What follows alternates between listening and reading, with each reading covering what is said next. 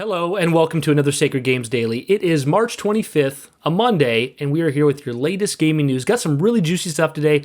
Pretty Xbox heavy focus. We're excited to get into this. Joe, how are you doing today? Doing good, mate. Doing good. Excited. You ready to talk about some Xbox? Let's do it. You gonna boot up your Series S after talking about it all? Probably. Doubtful. Doubtful. No. Fair enough. So we got two big Xbox story pieces and then a few other news articles after that. But I'm going to go through these two big Xbox talking points, and then me and Joe will bounce back off each other on what we think about it. So the first one comes from Polygon. A handheld Xbox, Microsoft's gaming chief can't stop thinking about it. Phil Spencer has tried all of the new PC gaming handhelds, the Asus ROG Ally, the Lenovo Legion Go, and the Steam Deck. He's impressed, but he can't shake the question, how would he make them more Xbox? He says, I want my Lenovo Legion Go to feel like an Xbox, Spencer told Polygon in an interview during the annual Game Developers Conference. I brought the Legion Go with me to GDC. I'm on the airplane and I have this list of everything that makes it not feel like an Xbox. Forget about the brand, more like, are all of my games there? Do all my games show up with the save files that I want? I'll tell you one game that doesn't right now, it's driving me crazy, is Fallout 76. It doesn't have cross-save. I want to be able to boot into the Xbox app in a full screen, but in a compact mode, and all of my social experiences there. Like I want it to feel like the dash of my Xbox when I turn on the television, except I want it on those devices. According to Spencer, the Xbox hardware team led by Rowan Sones is considering different hardware form factors and things that they could go to do as it plans the future of Xbox hardware. What should we build that will find new players, Spencer said, that will allow people to play at times that they couldn't go play in the past? So a couple of other interesting things to mention. We've heard rumors of an Xbox handheld for a while. There's probably some truth to this. Also, I've heard behind the scenes that like Xbox's next hardware strategy for whatever comes after the Series X is like very different and very just not what you'd expect. So, I mean, we're at a very interesting time for the industry, but also for Xbox. There's a lot of change. I've said it before, I kind of hate the change. I just want it to kind of be how it is, but because I don't want some weird quasi cloud computing type console next, because I wouldn't be interested in buying that really. But that's the first topic, talking about Xbox and a potential Xbox handheld. I want to touch on this other thing that came up right before we started recording, and then we'll go over to Joe to see what he thinks. But Chris Dring from, I believe this is GameIndustry.biz, was at GDC, and the title of this video and article is Xbox sales flatlining in Europe, majority of Xbox games coming to PS5 at some point, Microsoft putting less focus on Game Pass and more. It says, with Xbox, I've heard from a very prominent company and one not so prominent that Xbox's performance in Europe is flatlining. Yeah. You can follow our monthly coverage in the games market, and you can see Xbox sales are failing, and it's fell all throughout last year, and it's falling even harder this year. The major company who released a big game last year said they don't know why they bother supporting it. We've mentioned in a previous podcast that retailers are considering or have began cutting back Xbox stock on their shelves, hardware, and games. And now you've got third-party publishers going, we're putting a lot of effort into creating an Xbox Series X, S, or X version of the game, where to be honest with you, the market for us is on PC and PS5. And with Xbox putting some of the games on PS5, I understand the majority of them will be coming across at some point, assuming it progresses as Xbox believes it probably will. I think Xbox is in real trouble as a hardware manufacturer, and that was the thing that came out of GDC for me, because I always just thought, I've always been of the belief that it is the Game Pass delivery system. It's got a good UI and it's got a good controller. If you like Xbox games, it's probably the best way to play them, etc.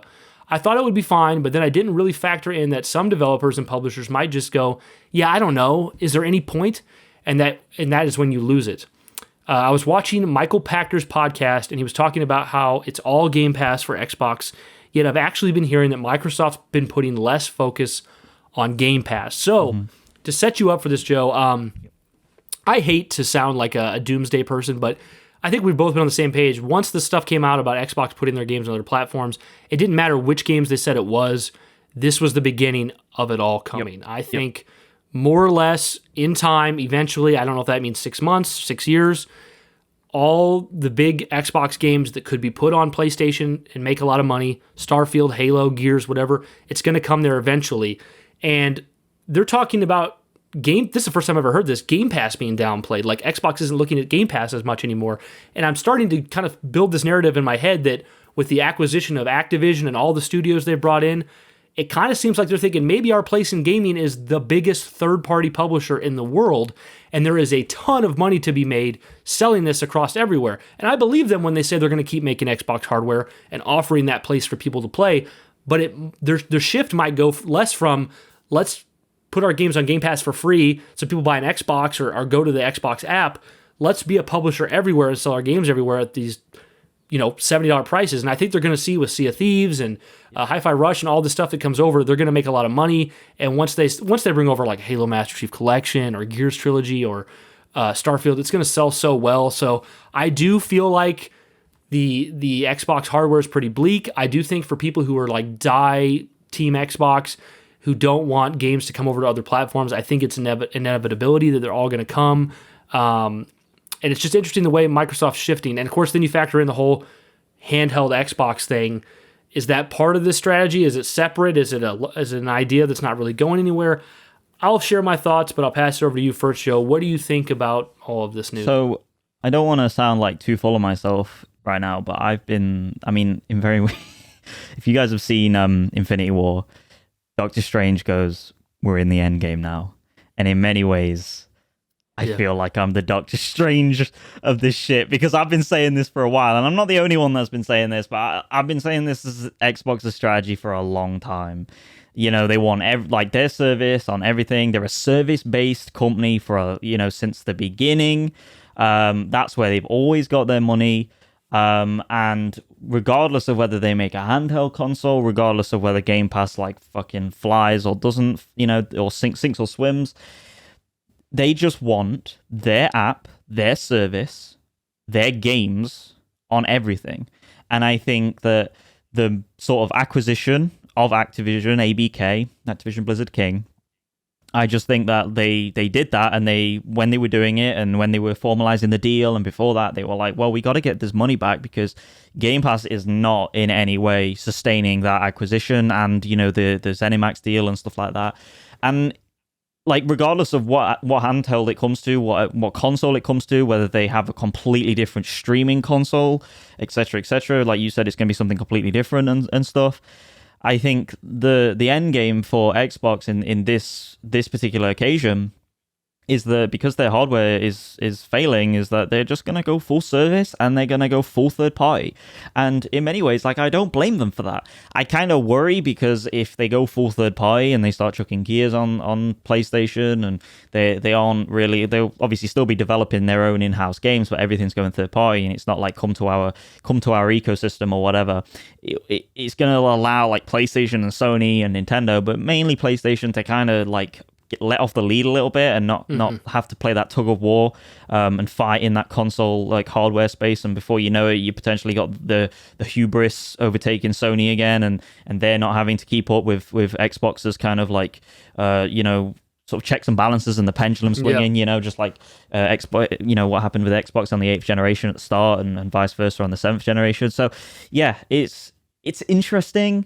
It's scary, like you said. It's kind of like we're at this point where it's kind of like I just said, we're in the end game now. In my opinion, this is Xbox kind of going. This is Xbox putting their big dick on the table once it's confirmed. You know what I'm saying? Yeah. Well, and what's really scary too that this touches on is a lot of third-party developers are saying, why are we spending so much time on Xbox developing games, especially if they spend. I mean, I'm just making the numbers because I have no idea, but if they spend millions and millions of dollars to sell 650,000 copies of their game on Xbox when they're already selling several million on PlayStation. It's like, what if we had just not spent the money or the time and just not put on Xbox? And what's scary is if Microsoft puts all their games on PlayStation, as I said, I do believe they're still going to put out hardware, but their hardware is already failing. So if the games go to PlayStation, you would think the Xbox hardware numbers would decline even more, which means even more third-party publishers would probably not develop a game for their console. Well, if you get to the point where all of Xbox games are on PlayStation and many of your giant third parties are not on Xbox, then it gets to the point where Microsoft says, there's literally no reason for us to develop a console. No, you're just losing money on the production. Yeah. But, I mean, we covered it earlier in one of the previous episodes, Sea of Thieves is was high up on the pre-order sales. A game that is like 4 years old now? I think it's older than that, isn't it? Is it? I don't know. I can't remember. I think it was out before I was married. I've been married for 5 years. I think it's like 6 or 7. I could be wrong. Holy shit! But yeah, it's and that just goes to show. I mean, the fact that like just on PlayStation, it's like selling like that is wild because that game is old as shit. Well, not old, it's not dead game or whatever, but you know what I'm saying. Yeah. But it's a live service game too, which there's a lot of life there for it. Yeah, 100%. But the fact that like, I mean, this is the thing, right? Like you put your game, like people, small studios, small indie studios have gone on record and said they like Game Pass, they love it. It allows them to get greenlit. It allows them to get the support when they start up. And nobody. I think it's Nobody Saves the World developer went on track onto Last Stand Media and sort of praised them for that. Praised Xbox as a greenlighting and Game Pass stuff. That's great. But what's the return on that in terms of the actual physical sales on said platform alongside that? And we go back to Starfield as well. Like how many copies of Starfield would have been sold if it went on the PlayStation immediately? That was my next question, Joe. If I said Master Chief Collection, Starfield, and a Gears trilogy all came to PlayStation 5. PlayStation 5 at this moment has like 50 million consoles. Cha-ching. Is there any chance that I feel like all 3 of those would hit 5 million sold at least lifetime? Definitely. At least. Definitely. If not more. Yeah. Like something like Master Chief Collection could be 10 plus, or maybe even Starfield 10 plus. I mean, you could market this to PlayStation as like, hey, this is the people that brought you Skyrim. Here it is coming over. This is the space version. It was an Xbox exclusive.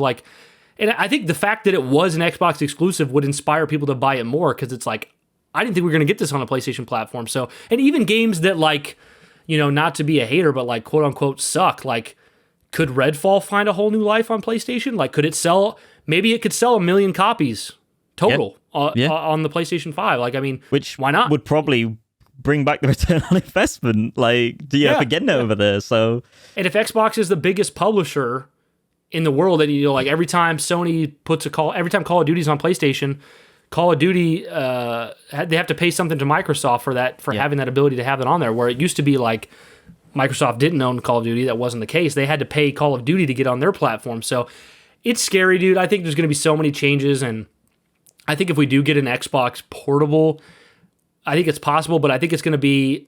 I feel like it's going to be designed similar to the Steam Deck and Lenovo and ROG Ally and stuff, where it's not going to be Xbox dedicated. Like, I do not see Microsoft in this environment putting out a device that can only work with the Xbox account that you have for your console. Because that wouldn't that sell even worse? Like, if you can only sell 20 million consoles, like, how are you going to sell the handheld? And I would go one step further, that it'll be a complete stream device using their xCloud infrastructure.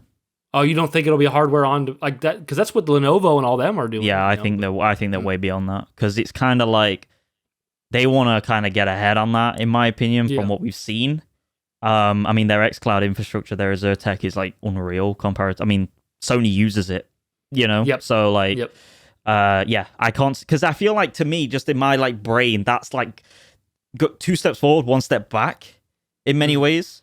And I mean, at the same time, I can't even really see them making a handheld. There's something about it. I feel like you're picturing it different than me. I'm not picturing an Xbox handheld. I'm picturing a Microsoft computer handheld, right? That has a built-in Xbox app accessibility. Yes, maybe you can get Steam on there. Maybe I don't know. Like you could, could load other things in, but like it would be like the buttons might look like Xbox buttons, but like it's a Microsoft.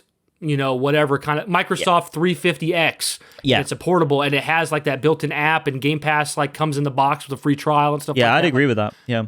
I can see that happening. I mean, they kind of have, they have like the Surface that competes with like iPad. I've got one. Yeah. Stuff like that. So, I think that's the route they would go. And I do think right now, I think the market is pretty open to Steam Deck doesn't have a straight competitor. Like they have ROG Ally and the Lenovo, but neither of those are really, I feel like nobody's going, oh no, Steam Deck might fall to the ROG Ally. Like, no, Microsoft could be the direct, like, number 2 in that space. And price matters as well in this case. I think handheld people are much more, there's much more scrutiny on a price point on a handheld than there is, like, I would say even a traditional console. just because I think people see it in a different light. There's probably not much science behind it, but people just see like everyone pictures handheld and they think of Nintendo and Game Boy.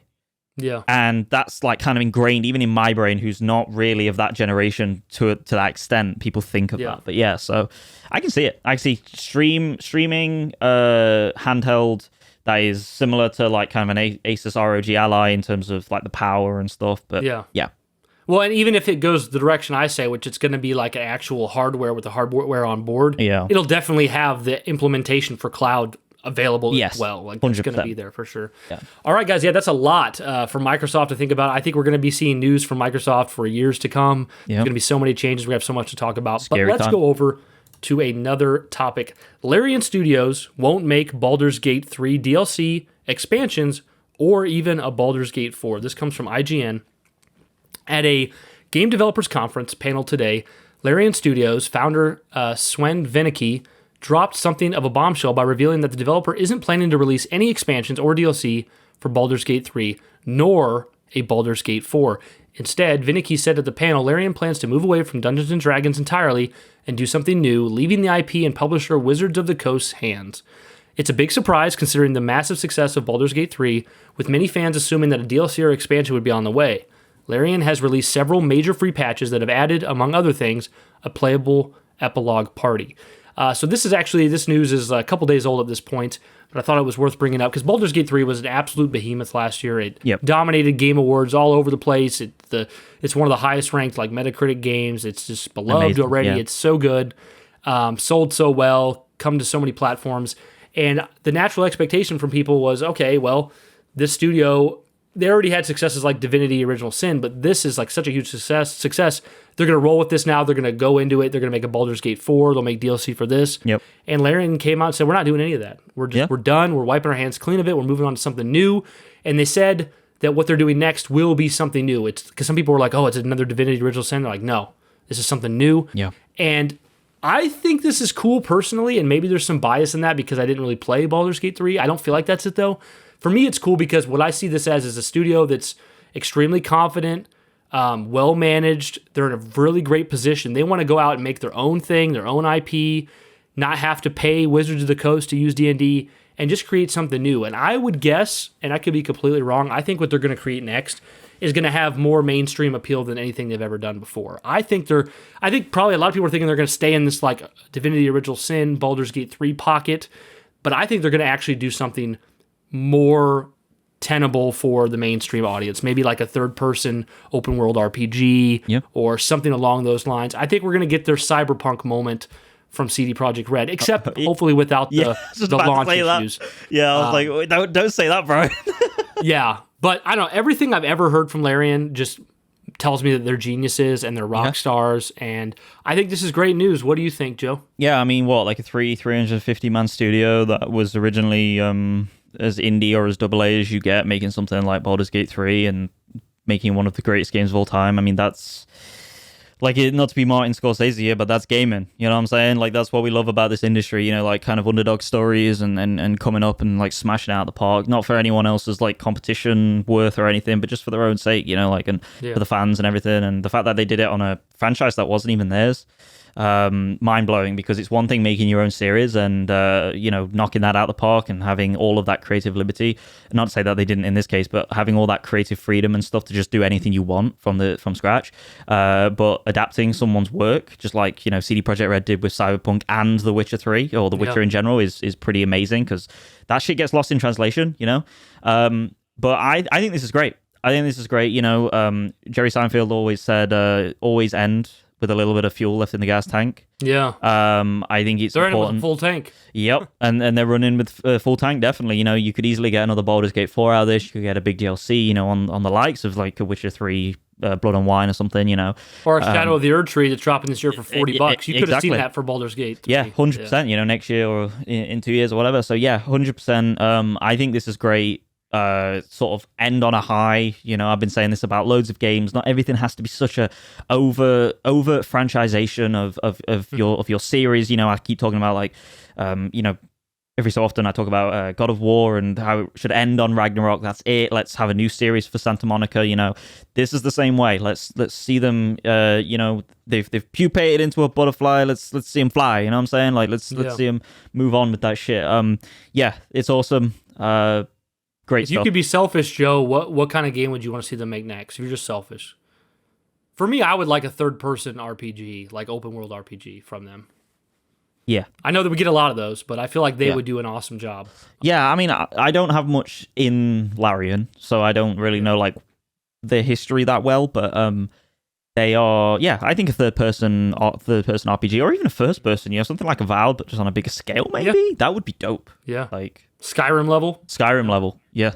That could be cool. Yeah, they'll do like a linear first-person shooter campaign. We'll be like, what in the world? But it'd probably be awesome. I would take that. Yeah. We need more of those. That'd be cool. Hi there. Thank you so much for sticking with us up until this point in the episode. Whether via audio or video, we greatly appreciate it. Now, if you're new here, make sure you join the Sacred Icon Discord. We'd love to have you there, talk all things pop culture, or just talk about general life stuff. Make sure you join. We're always listening. We're always open to that stuff. And I'd also be remiss to not mention the Sacred Icon podcast. That's obviously available on Spotify, Apple, Google, etc., etc. That is hosted by Brian and Josh. They have an amazing chemistry that is irreplaceable, and it can never be emulated. They talk all things from movies, to video games. It's a great time. And definitely go check that out. All those links for the Discord and the Spotify's and everything are down below, / on screen now if you're watching. But anyways, back to the episode. Okay, guys, we'll go over to the next story. This is on the PlayStation blog. Get a taste of Shift Up's sleek action adventure ahead of its April 26th PS5 release. Greetings, this is Hyung Tae Kim, director of Stellar Blade. We are pleased to officially announce the upcoming free playable demo for Stellar Blade coming March 29th to PlayStation 5. So this is in 4 days from recording. Nice. It says the demo takes place from the very beginning of the game when Eve, a member of the 7th Airborne Squad, is sent to Earth on a mission to reclaim the planet from the Natiba up to the first boss fight. The first stage will include the tutorial phase to help you familiarize yourself with basic combat features as you explore post-war IDOS 7, a human city now infested by the Natiba. I'm probably mispronouncing that. Giving you an early grasp of gameplay mechanics that will serve you throughout the game story. So, for those of you who don't know, there's another big...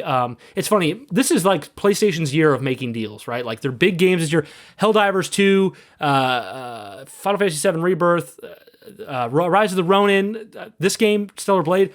None of these games are first-person Sony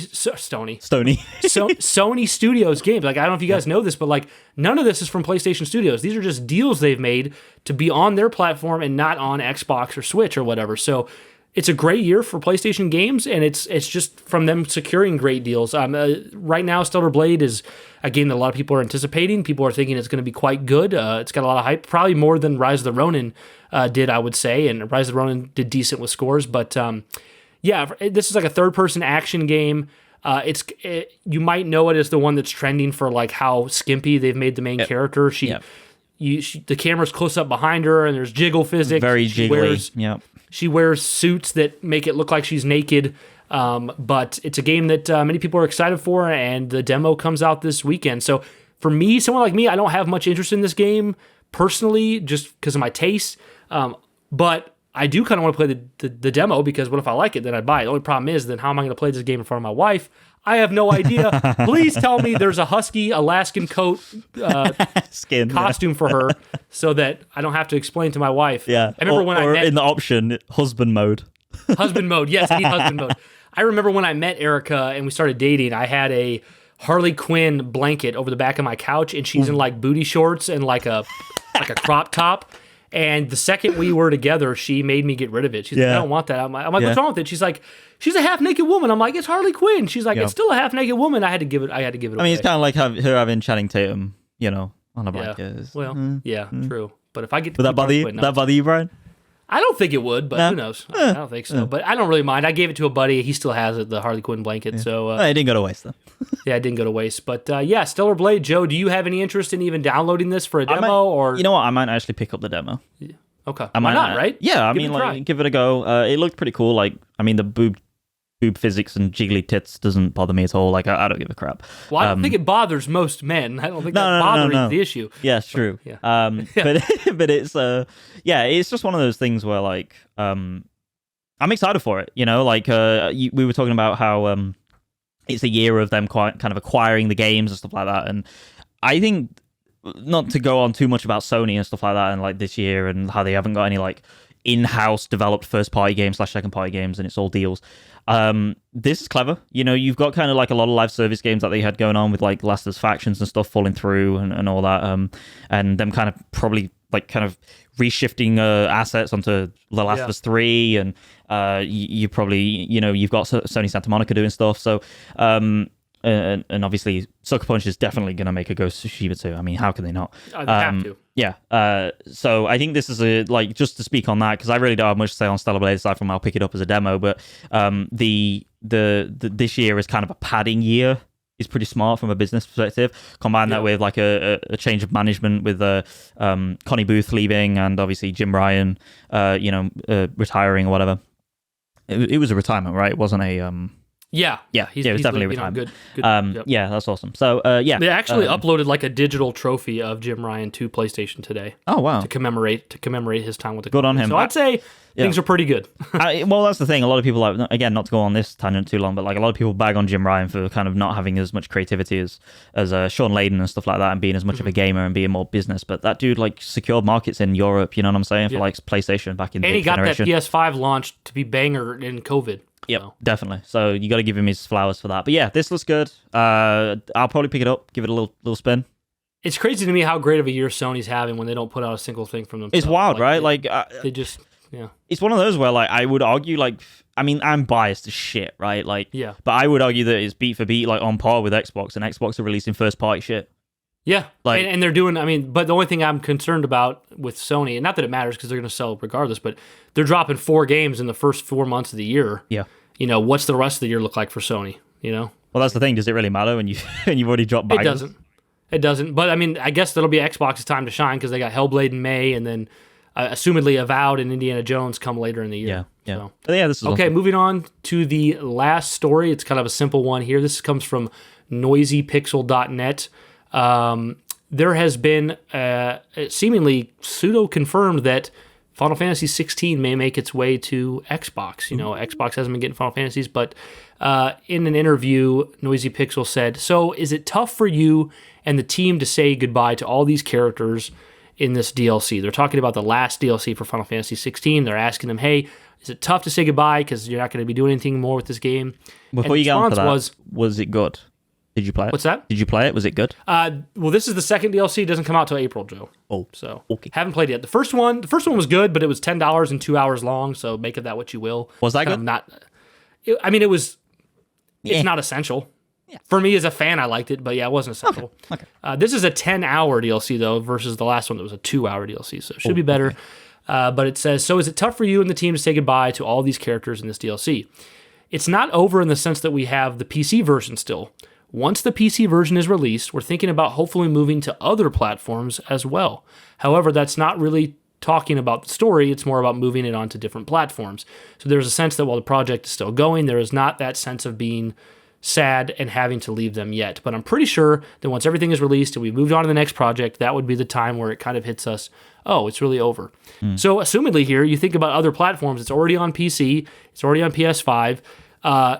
It can't come to Switch. It could come to a Switch 2, but it would have to be down. It'd have to be like Witcher 3 ported to make it work on a Switch 2, because Switch 2 is supposed to be like PS4 level hardware, and this is a PS5 exclusive. The only thing I've seen pessimistically people say online is they could mean the other platform is Steam, because right now it's only going to be Epic. But I think it's probably referring to Xbox. So good news if it does. Yeah, I think it should come, like Sony juice in the orange a little bit with that one, and obviously Square Enix as well. I mean, they're the biggest mercs in the industry, in my opinion, Square Enix, and good for them. I keep saying that, people always bag on the publishers and Sony and Xbox / all of them for grabbing exclusivity, but it takes the developers to go, yeah, okay, we'll take that deal. So they have a hand to play there as well. But this is great. I have nothing really to say. I mean, it's kind of cool that they got personal with it in this article, in the sense that, like, people forget that people spend years on this, like good portions of their life making video games, and when it's over and the ship is, is going out, having its maiden voyage, it's like, damn, dude, like that was 5 years of my life or whatever, gone. And it's sad to kind of have that book closed, And in many ways, I can see why people stick with series. I can see why developers do that from a personnel standpoint. Attachment. Yeah, I mean, I can see why, again, like Santa Monica stays with God of War and did the Valhalla DLC, and yeah, I can totally see it. But yeah, it's cool. Needs to come to Xbox. Get it on there. Better for everyone. All right, Joe. My question for you, it's not so much a would you rather as it's if you had to. You can be as ridiculous as you want. How could you make Xbox have console sales anywhere near PlayStation at this point? What could be done? What could possibly be done? Is it even possible? We're talking 20 million to 50 million right now with the current gen. So basically, one Xbox for every 3 PlayStations sold. What could they do? I mean, you take giving away their exclusives. You take Game Pass off PC. Okay. Yep. So you have to get a console. Scorched earth, motherfucker. Okay, that'll just piss people off, though, right? Good. I mean, people will cancel subs. Good. Pay for your games. Okay. I agree with that. I mean, I totally agree with that. I never support those studios. Paper games. Yeah. Okay. Because they ain't getting the money you're fucking putting in for that Game Pass. I swear to God. Yeah. And this is the thing, because that's as far as it goes. Because like, what the fuck do you do? Here's what's insane. Here's what's insane to me, Joe. I don't think this is that much of a hyperbole type take. I think it's real. I think if the Xbox Series X went down to $99.99, it still wouldn't do much to move the needle. I don't think people want it. I think people would go buy it because, even as like a supplemental console because it's $100. Yeah. But I think you would see is like, oh, Xbox is now up to 35 million consoles, and Sony just ends the gen at 100, and it's like, okay, well, you bought a little bump, but people didn't really play their games there, and PS5 still spoke to you. So I feel like, yeah. I mean, they can't, as far as selling consoles go, they can't compete anymore. I think it's over. I think you're too far into the generation. I think you've got to wait for the 10th generation. What could they do in that generation unless Sony drops the ball massively? I mean, I'm going PlayStation first. Well, this is the thing, but was we all that way with the 7th to the 8th generation? I feel like we were. Like we weren't that far away from what we are now. I mean, people talk about digital libraries, but I get it. I 100% understand that side of it. Like Phil Spencer was saying on Kind of Funny, but like at the same time, dude, those motherfuckers, including myself, I'm one of those motherfuckers. I will jump ship. Like we're gone. Yeah. You know what I'm saying? So I honestly, I genuinely think it's this, and this is like me kind of dumbing it down, but I genuinely think from a game perspective, Xbox are still not hitting. Like, I say that as like fairly as I can, okay? Like, I loved Xbox in the 7th generation. I've been everywhere, dude. I'm a gaming whore. You know what I'm saying? Like, I've been around the station. Yeah. I can't, in good faith, sit here and be like, okay, yeah, it's Xbox are doing the same level of Sony when it comes to their video games or Nintendo. They're not. They're just not. They're getting there, but they're not. Well, if we're going to go that route, I mean, like, because I've always said, like, yeah, they had a good year last year. If we're going that route, like, Hi-Fi Rush, great game, but it's small. It's not something to attract people. It's not the same. Redfall, I mean, I know it's like, to say it's a bad game is to be really reductive, but like, in the grand scheme of things, it's just a game no one cares about. It's just, It is kind of a bad game. Yeah. Then you go to Starfield, and we both think Starfield is generally a good game, but like, Starfield wasn't like the God of War Ragnarok, the Spider-Man 2, the Last of Us Part 2. It wasn't any of those things. And if it's competing with Sony, it kind of needs to be. And then you got Forza Motorsport, which it's a racing game. It's another Forza, and even though it got great scores, it was still seen as not as good as prior Forza. So you have, that's your year. And then this year you got like Hellblade 2, which me and Joe are really excited about, but it's a cheaper game, digital only. It's like a 6-hour experience. How much will that move the needle? Then you got Avowed, which is clearly an Obsidian level game, which is like AA bordering on AAA, but definitely not like a Bethesda type. Nope. It's not going to be the size of like a Starfield. And then you have Indiana Jones, which might be huge, but Indiana Jones isn't really what's dominating the cultural zeitgeist right now. It's kind of like an old franchise, and I don't know. It's just tough. It's tough, but there's a lot more we could say about it. Yeah, we won't go on, but Xbox have to be double as good as Sony. Yeah. They have to be doing as good and then some. Yeah. It's as simple and they're as not that. even doing as good. No. Unfortunately. So it's sad. We love Xbox. I want them back, like dude. It, I really want them back. Like, I sit here and I bag, you know, I'm got all my like fucking PlayStation games and shit like that. But like, dude, I would love nothing more than to Halo to come crashing through. Like, I remember when this is the last thing to say. When Halo Infinite was coming out, I was like, I want this game to smash records. I want this game to fucking do so well on all planes. Blow people's minds. Because there is nothing in the Sony ecosystem that is on the level of a Halo when it comes to a first-person shooter game. There is nothing. It's as simple as that. And Sony would be quaking. But we never got it. Yeah. So. Yeah. It's unfortunate. We want Xbox to succeed, but the direction they're going is, it seems like and Phil's more or less said so over a year ago, they've more or less thrown in the towel when it comes to this kind of competition. They're pivoting to a different direction rather than trying to compete. They've said that they've lost. Phil has said, we lost. And that's the sad truth, I think. But guys, a lot of stories there, very Xbox heavy. Let us know what you think. Like I said, you can come in the Discord, which the Discord links post everywhere. Go listen to our main show, Sacred Icon. There's new content there. We're going to be doing a Halo TV series Season 2 episode pretty soon on the main show. You can check out. If you want to send an email or a voice clip, you can send that to the Sacred Icon podcast at gmail.com. The links are everywhere. If you want to go to Patreon, there's a Patreon there for Sacred Icon. Guys, we just appreciate you listening. Thank you for supporting this new endeavor, which is Sacred Games Daily, this companion podcast. Joe and I are having a blast. It's amazing. And I think we got out a really awesome episode today. So thank you so much, Joe, for accompanying me and putting this out. This is awesome. Guys, thank you for listening to another episode of Sacred Games Daily. And as always, keep it sacred daily. Peace.